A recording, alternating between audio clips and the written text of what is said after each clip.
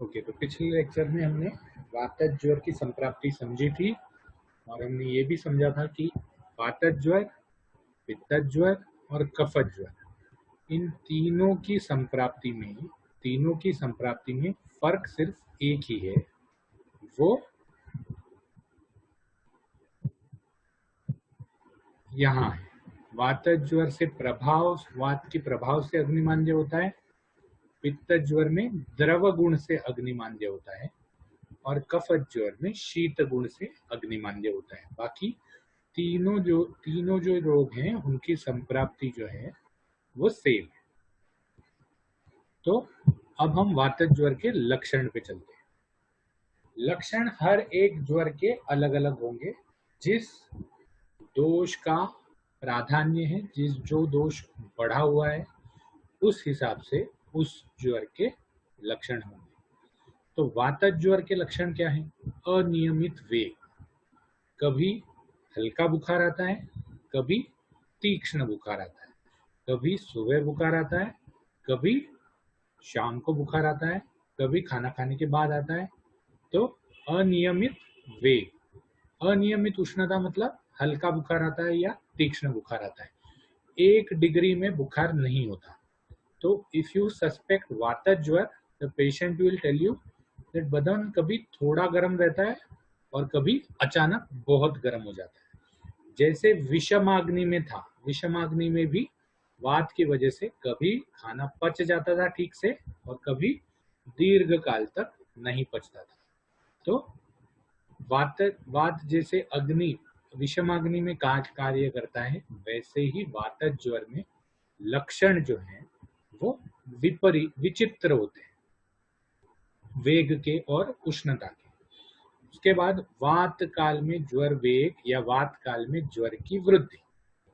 अब वात काल कौन सा है? वयो अहोरात्रि भुक्तानाम ते अंत मध्यादिगा क्रमात्, मतलब खाना खाने के पहले ज्वर का बढ़ जाना, या फिर अहोरात्र में शाम को ज्वर का बढ़ जाना। तो सायंकाल में अगर ज्वर बढ़ जाता है तो वो वात काल है। रात्रि के प्रारंभ में अगर ज्वर बढ़ जाता है तो वो कफ काल है। रात्रि के अंत में अगर ज्वर बढ़ जाता है, सुबह 3 बजे 4 बजे अगर ज्वर आता है तो वो वात काल है। तो उठने के आसपास अगर ज्वर आता है तो वात काल है। तो वात काल में ज्वर का वेग बढ़ेगा या ज्वर की वृद्धि हो जाएगी। अब ज्वर का वेग, ज्वर की वृद्धि मतलब वेग आएगा, अचानक से ज्वर आ जाएगा, या ज्वर की वृद्धि मतलब दिन भर 99 है, सुबह 3 बजे 102 हो जाता है। तो ज्वर का वेग आएगा या ज्वर की वृद्धि हो जाएगी। एक लक्षण उसके वेग पे है, एक लक्षण उसके काल पे है। अब तीसरा लक्षण जो है वो शरीर में नख, नेत्र, मल मूत्र और त्वक, इनका कलर क्या हो जाता है। ऑफ कोर्स ये कलर हर पेशेंट में नहीं दिखेगा, लेकिन many patients will tell you that पेशाब करने में या टॉयलेट करने में कठिनता होती है। ठीक है, कठिनता मतलब काठिन्य, ज्यादा जोर लगाना पड़ता है, ज्यादा तकलीफ होती है। या फिर रक्त या श्याव वर्ण का मतलब फ्रेश ब्लड दिखेगा, या ग्रेइश यूरिन या ग्रेइश स्टूल्स दिखेंगे। ग्रे नहीं होंगे लेकिन ग्रेइश। नख में भी, नेत्र में भी जो आरक्तता है, जो रेडनेस है, वो कम हो जाएगा, मलमूत्र का अवरोध हो जाएगा। उसके बाद क्योंकि अग्नि विपरीत है या अग्नि विचलित है तो अरुचि आएगी, अग्नि विचलित है तो अविपाक आएगा और मुख विरस हो जाएगा। अब देखो ये सब सिम्टम जो है वो गैस्ट्रो इंटेस्टिनल ट्रैक्ट के हैं। मलमूत्र का अवरोध, अरुचि, अविपाक और मुख वैरस्य। मुख वैरस्य में ज्यादा करके कौन सा टेस्ट आता है? ज्यादा करके कशैला टेस्ट आता है, कड़वा या कशैला। ठीक है, वात तो पहला हो गया वेग का, दूसरा काल का, तीसरा कलर का, चौथा जीआई ट्रैक्ट का। पांचवा जो है वो दोष सापेक्ष लक्षण है, मतलब इसमें अलग अलग जगह पर वेदना होगी। जैसे पिंडी में गैस्ट्रोनीमियस मसल, पिंडी में पिंडिको द्वेष्टन क्रैम्प आएगा, संधि में वेदना होगा, सर्वांग में पूरा बदन टूटेगा। तो ये दोष सापेक्ष मतलब दोष की वजह से आने वाला लक्षण। तो पहला लक्षण वेग का, दूसरा लक्षण काल का, तीसरा लक्षण कलर का, चौथा लक्षण गैस्ट्रोइंटेस्टिनल ट्रैक्ट का, पांचवा लक्षण वेदना दोष सापेक्ष लक्षण। और फिर बाकी के लक्षण जो है वो वात के अलग अलग गुणों की वजह से होंगे, जैसे तृष्णा, क्योंकि वात सुखा देगा तो तृष्णा हो जाएगी, शुष्क कास, खांसी आएगी वो भी शुष्क मतलब कफ नहीं निकलेगा, या फिर शुष्क वमन मतलब उल्टी आएगी लेकिन कुछ निकलेगा नहीं, ऐसे सिर्फ आवाज आएगा। फिर कंप, कंप को एक्चुअली ऊपर ले लेना चाहिए था लेकिन वहां जगह नहीं थी इसलिए मैंने नीचे ले लिया। तो कंप, प्रलाप, ये दोनों लक्षण आते हैं। वात की वृद्धि में भी ये दोनों लक्षण आते हैं, प्रलाप भ्रमदीनता या कंप भी वात की वृद्धि में आता है। तो ये भी थोड़े बहुत दोष सापेक्ष लक्षण ही है। और विपरीत गुणेच्छा, विपरीत गुणेच्छा मतलब वात ठंडा है तो उष्ण जगह पर रहने की इच्छा या मधुर खाने की इच्छा। तो वात को कम करने के लिए उस गुण की या उस विहार की इच्छा होगी, चद्दर डालो, ठीक है। तो विपरीत गुणेच्छा होगी। इसके बाद आता है पित्त ज्वर। पित्त ज्वर में उष्ण, आम्ल, लवण, क्षार, कटु, तीक्ष्ण अन्नपान मतलब पित्त के गुणों वाला अन्नपान करने की वजह से अजीर्ण कारक पदार्थ, अजीर्ण जिनसे हो, जिससे खाना ठीक से पचे नहीं, ऐसे पदार्थों का सेवन करना जो मतलब खाने को अपने समय से पचाते नहीं, ऐसे पदार्थ। विषम भोजन, विषम भोजन मतलब खाना उल्टा खाना, उल्टा खाना मतलब विरुद्ध खाना या खाने के बाद तुरंत खाना, स्नैकिंग ज्यादा करना, ये विषम भोजन में आता है। फिर अति धूप या अग्नि संताप में काम, ज्यादा धूप में काम या ज्यादा अग्नि संताप में काम।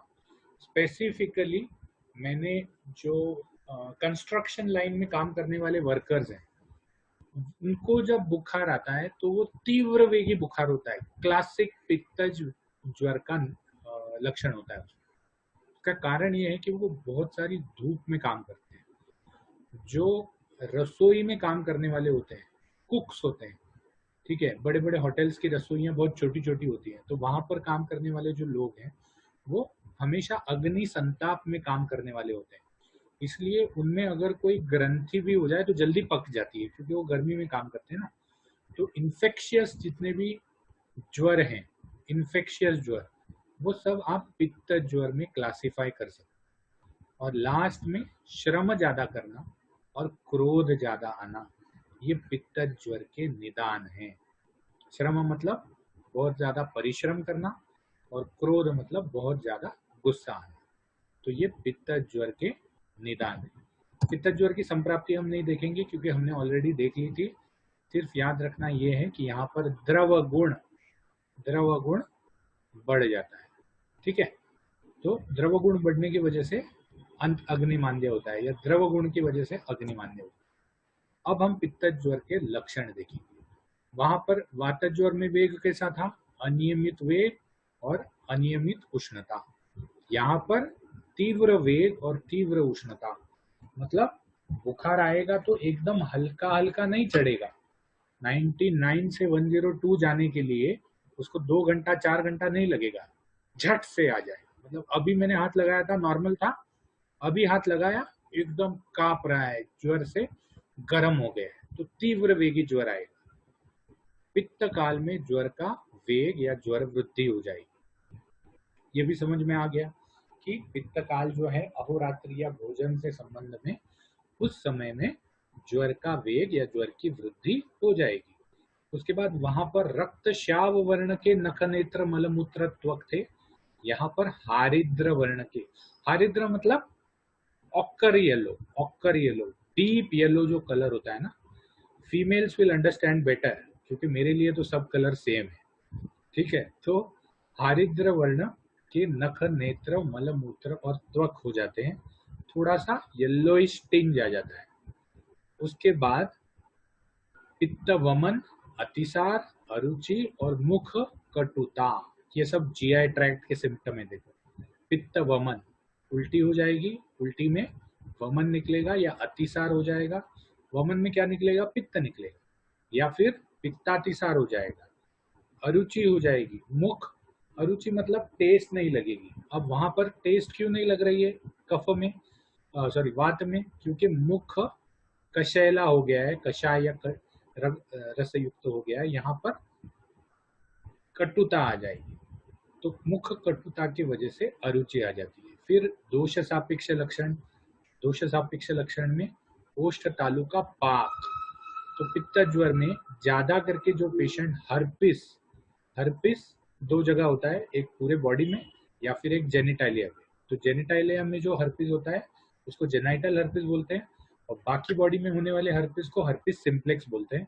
उसमें एक स्थान ये भी है कि जब होंठ पे या चेहरे के आसपास हर्पिस होता है, तो that is also an infectious disease जिसमें ज्वर आता है। तो ओष्ठ तालु का पाक हो जाता है, पाक मतलब पक जाना। अब यहाँ पर पक जाने का अर्थ ये है कि उससे पस नहीं निकलेगा, लेकिन लाल लाल हो जाए। ओष और चोष, ओष मतलब जैसे पूरा पानी शरीर से उड़ गया, इतना गर्म लगता है, और चोष मतलब जैसे शरीर से धुआं निकल रहा है वैसे लगता है। और लाल धब्बे या चकत्ते आते हैं, रेड राउंड, या तो स्किन पे राउंड इरप्शंस आते हैं या फिर प्लेन राउंड धब्बे आते हैं। ठीक है, तो ये दोष सापेक्ष लक्षण हो गए। और शरीर पे लक्षण क्या दिखते हैं, वहां पर वात तृष्णा उत्पन्न कर रहा है, यहाँ पर पित्त का उष्ण गुण तृष्णा उत्पन्न कर रहा है। फिर पित्त के भ्रम मद मूर्छा, ये तीन लक्षण जो हैं ये भी आते हैं। और विपरीत गुणेच्छा मतलब ठंडा खाने की इच्छा या ठंडे जगह पर रहने की इच्छा पित्त ज्वर में उत्पन्न हो जाती है। तो पहला वेग के हिसाब से, दूसरा काल के हिसाब से, तीसरा कलर के हिसाब से, चौथा जीआई ट्रैक्ट का, पांचवा जनरलाइज्ड दोष वृद्धि के सिम्टम जो है वो, और बाद में शरीर पे जो सिम्टम्स दिखते हैं। अब कफत ज्वर को देखें। कफत ज्वर में सबसे पहला लाइन है, जो दोष सापेक्ष गुण है उनके सेवन से, जैसे मधुराम्ल लवण के सेवन से या स्निग्ध गुरु अन्न के सेवन से आने वाला ज्वर जो है वो कफत ज्वर है। अब इसमें अध्यशन मतलब बार बार खाना, या विरुद्ध भोजन, विरुद्ध भोजन मतलब मछली और दूध, या फिर दूध और नमक, इनसे हम विरुद्ध भोजन यूजुअली करना चालू कर दिया है हमने। हम सब बिस्किट में, दूध में या चाय में बिस्किट डुबा के खाते हैं, राइट। बिस्किट के कंटेंट देखें, उसमें सॉल्ट एक कंटेंट होता है, तो सॉल्ट और दूध एक साथ नहीं खाना चाहिए। रोटी और दूध को डुबा के खाएंगे तो कोई प्रॉब्लम नहीं, लेकिन खाकरे में भी वैसे नमक तो होता ही। तो विरुद्ध भोजन मतलब ऐसा भोजन जो अंदर जाके विरुद्ध हो जाए, पचने में तकलीफ हो, तो ऐसा भोजन लेने से भी कफत ज्वर हो सकता है। उसके बाद विहार में दिवास्वाप और अव्यायाम, ज्यादा दिन में सोना या अव्यायाम, और मानस हेतु में हर्ष और आनंद। बहुत खुशी होके किसको ज्वर हुआ ऐसा मैंने तो आज तक नहीं देखा, लेकिन चरक ने हर्ष और आनंद ये दोनों कफत ज्वर के निदान स्वरूप, हेतु स्वरूप बताए।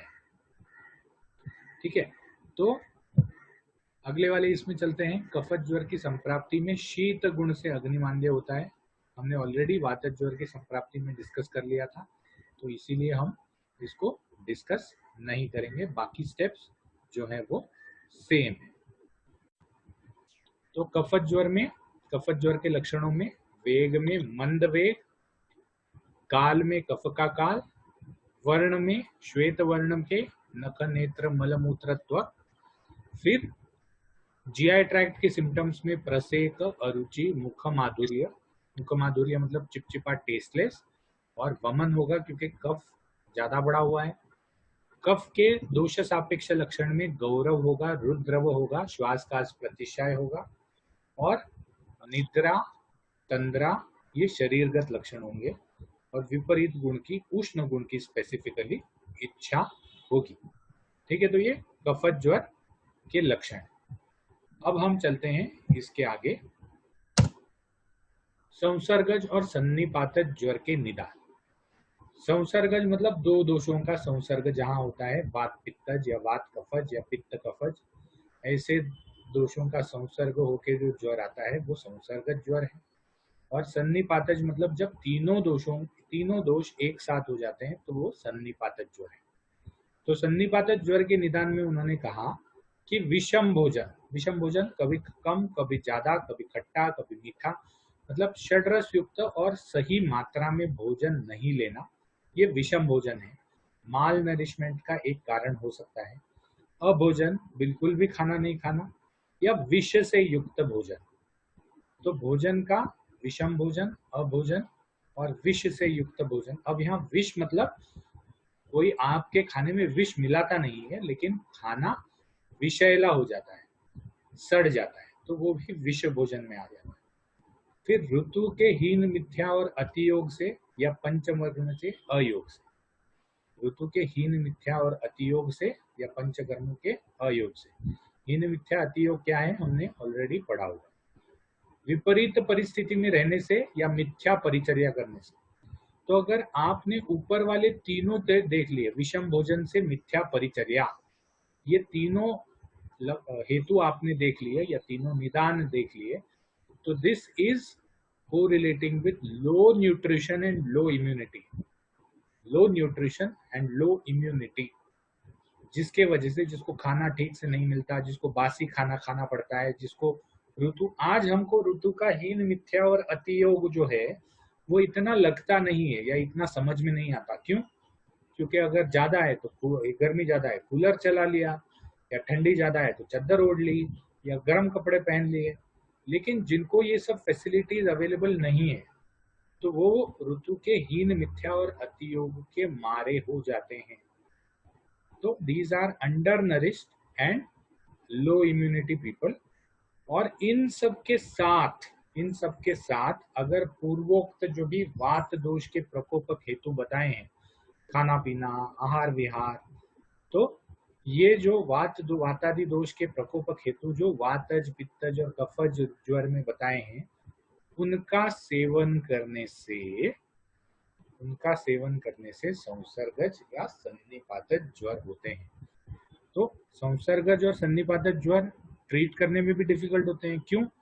तो जो हट्टा कट्टा आदमी है उसको अगर वातज ज्वर हुआ तो ट्रीट करने में इजी है, लेकिन वही अगर लो इम्यूनिटी, लो न्यूट्रिशन वाला आदमी है और उसको वातज ज्वर हुआ या वात पित्तज ज्वर हुआ या त्रिदोषज ज्वर हुआ, सन्निपातिक ज्वर हुआ, तो ट्रीट करने में तकलीफ होगी, because his body is not supporting.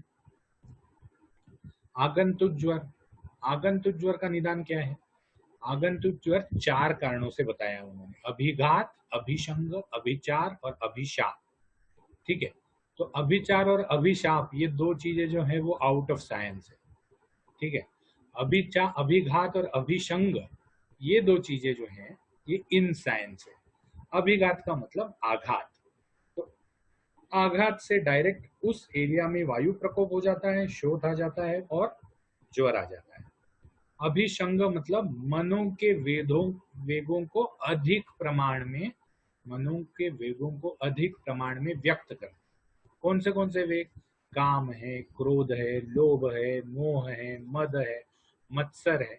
तो इन मनों के वेग को, जो धारणीय वेग है, उनको अधिक मात्रा में आप व्यक्त करते हो या मन पे कंट्रोल नहीं लाते हो, तब अभिशंगज ज्वर होता है।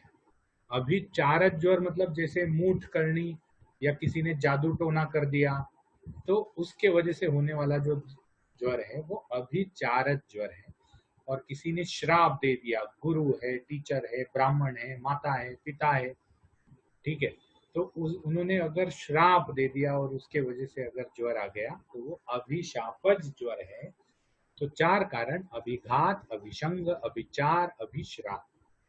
तो इसमें से अभिघातज ज्वर में वायु प्रकोपित होकर ज्वर आता है, अभिशंगज ज्वर में वात और पित्त का प्रकोप होता है, और अभिचारज और अभिशापज ज्वर में त्रिदोष प्रकोप होता है। अभी ये अभिचार और अभिशाप ज्वर शायद इसलिए बनाए गए थे क्योंकि उनको कोई ज्वर का हेतु समझ में नहीं आ रहा था।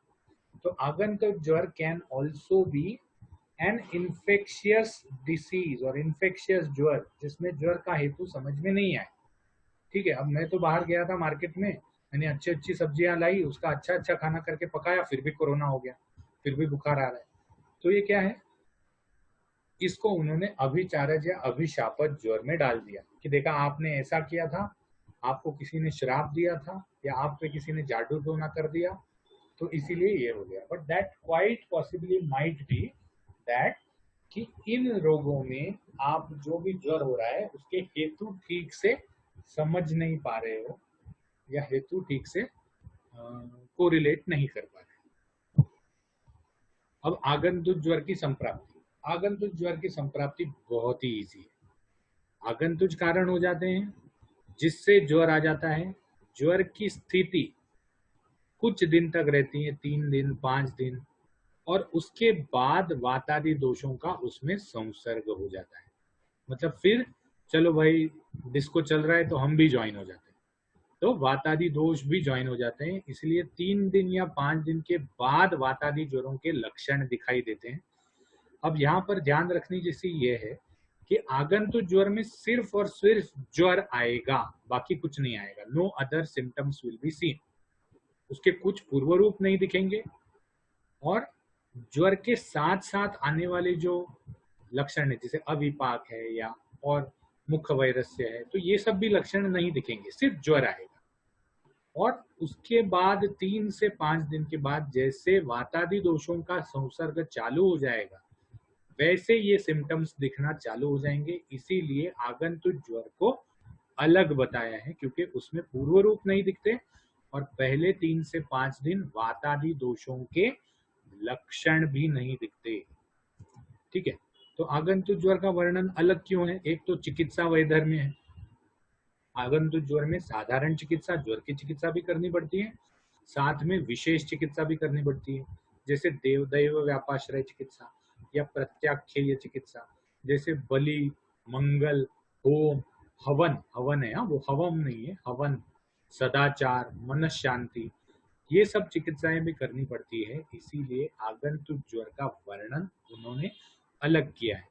एक और अलग करने का कारण यह है कि आगंतुक ज्वर में कोई पूर्व रूप नहीं दिखते, डायरेक्टली ज्वर आ जाता है और कोई दोष के लक्षण भी नहीं दिखते। ठीक है, तो ज्वर की विधि संप्राप्ति को देखो।